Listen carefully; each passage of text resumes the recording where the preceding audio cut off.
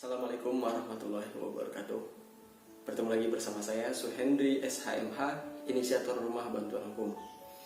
Pada kesempatan video kali ini saya akan memberikan sebuah penjelasan mengenai apakah putusan Mahkamah Agung bisa membatalkan kemenangan Jokowi Ma'ruf Amin pada Pilpres 2019 kemarin.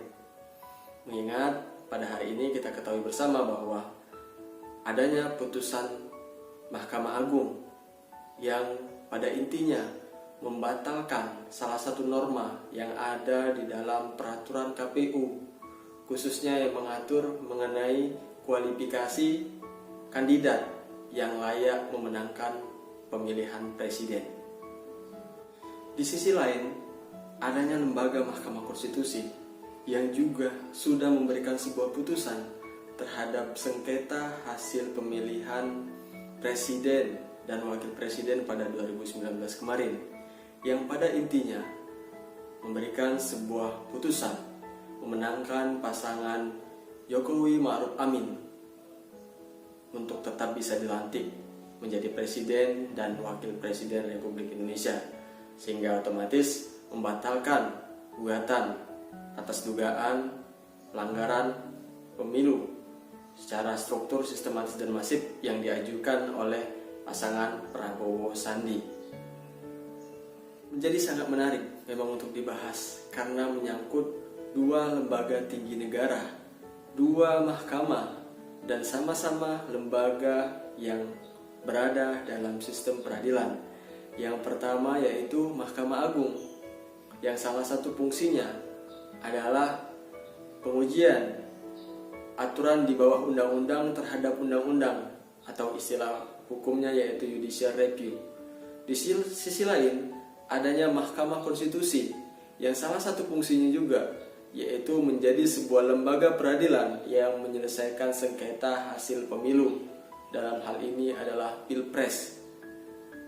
Maka daripada itu, agar kita tidak tersesat di dalam pemahaman yang salah, maka kita memang harus lebih teliti dan bijaksana serta mendudukan permasalahan ini secara proporsional. Dalam hal ini saya akan coba untuk memberikan sebuah pemahaman melalui penjelasan yang sederhana. Yang pertama, putusan Mahkamah Agung nomor 44 tahun 2019 tersebut adalah putusan atas dasar pengujian aturan PKPU terhadap undang-undang. Ingat, di sini kuncinya adalah pengujian terhadap norma yang ada di dalam PKPU terhadap undang-undang, yang mana pada isi daripada putusan yang menyatakan bahwa pasal 3 ayat 7 PKPU nomor 5 tahun 2019 bertentangan dengan Undang-Undang nomor 7 tahun 2017 tentang pemilu, terutama pada pasal 416 ayat 1. Pasal 3 ayat 7 PKPU nomor 5 tahun 2019 menyatakan bahwa dalam hal terdapat dua pasangan calon dalam pemilu presiden dan wakil presiden, KPU menetapkan pasangan calon yang memperoleh suara terbanyak sebagai pasangan calon terpilih. Sedangkan pasal 416 ayat 1 Undang-Undang nomor 7 tahun 2017 tentang pemilu menyatakan bahwa pasangan calon terpilih adalah pasangan calon yang memperoleh suara lebih dari 50% dari jumlah suara pemilu presiden dan wakil presiden, dengan sedikitnya 20% suara di setiap provinsi dan tersebar di lebih dari setengah jumlah provinsi di Indonesia. Nah, dalam sistem peraturan perundang-undangan dikenal azas bahwa tidak boleh aturan yang di bawah bertentangan dengan yang aturan yang ada di atasnya. Nah, dalam hal ini Mahkamah Agung sudah menyatakan bahwa peraturan KPU bertentangan dengan undang-undang, otomatis norma tersebut dibatalkan. Pembatalan terhadap norma yang ada di dalam PKPU nomor 5 tahun 2019 tersebut tidak bisa serta-merta membatalkan hasil daripada pemilihan presiden dan wakil presiden pada 2019 kemarin, karena ini adalah kamar yang berbeda. Karena yang memiliki kewenangan dalam hal perselisihan hasil pemilihan umum, dalam hal ini Pilpres, adalah Mahkamah Konstitusi, yang mana Mahkamah Konstitusi sudah memutuskan yang memenangkan pemilihan presiden pada 2019 kemarin adalah pasangan Jokowi dan Ma'ruf Amin. Perlu diketahui bersama juga bahwa putusan Mahkamah Konstitusi bersifat final and binding. Artinya apa? Final dan mengikat, pertama dan terakhir, dan mengikat seluruh elemen bangsa termasuk Mahkamah Agung. Dalam hal ini seharusnya Mahkamah Agung bisa yang namanya menjadikan sebuah rujukan putusan Mahkamah Konstitusi untuk dijadikan sebuah dasar pertimbangan dalam memberikan sebuah putusan. Apalagi bahwa sudah pernah ada putusan Mahkamah Konstitusi nomor 50 tahun 2014 yang pada intinya mengatur apabila terdapat dua pasangan calon, maka pasangan calon yang memiliki suara terbanyaklah yang menjadi pemenang hasil pemilihan umum. Sehingga dengan demikian semakin jelas dan terang benderang.